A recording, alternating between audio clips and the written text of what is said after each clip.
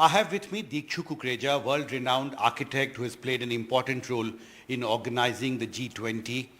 Recently you attended a meeting in Mysuru, the Think 20 meeting. Right. What has been the perception of the G20 stakeholders with regard to how India has conducted this entire G20? So, I have been very fortunate to be involved in aspects of the G20, and it's been really a thrilling, rewarding and a proud moment to see the way people are looking at India. One of the roles that I was playing was taking this initiative at a global level on creating a vision for livable cities for the future. And that's what took me as part of Think 20 to Mysuru for the final conference that we had there.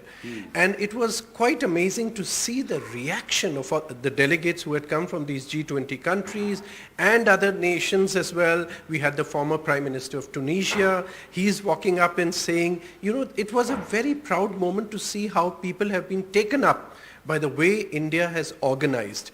One aspect is about the depth of India, its diversity, the whole dimension of they being intrigued and impressed by that. And the other is just by the sheer organizational skill of India of hosting such a global event has been, I think, fantastic. Right. And your interaction with Brazilian officials, with Brazil, of course, the presidency now goes to Brazil. Right.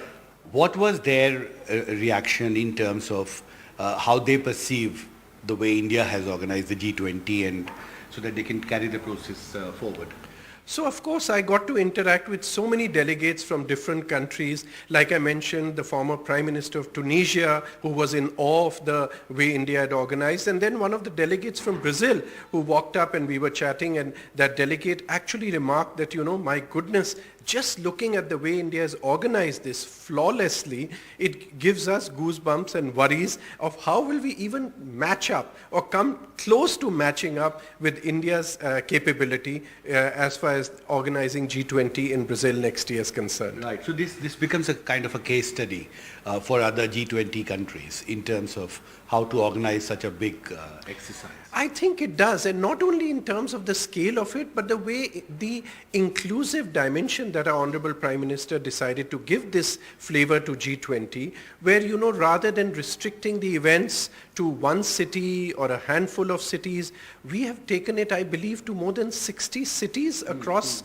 the country, while the previous last year, Indonesia had organized it, and they had it probably in 24 places, and we have gone on to have it in 60 places across such a large country. I think that in itself, having 180 such meetings, these are huge numbers. And it has helped India to showcase itself as an attractive emerging destination for the global investors also.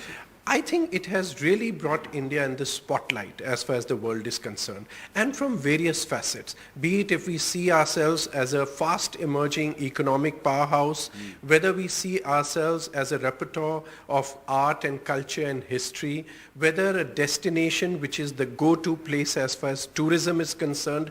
I think from all these different facets, India has been able to really project itself as a country which you cannot ignore. A country which is a must-have, must-do business with, must-visit place to be on this planet. Yeah. Thank you very much for talking to NDTV.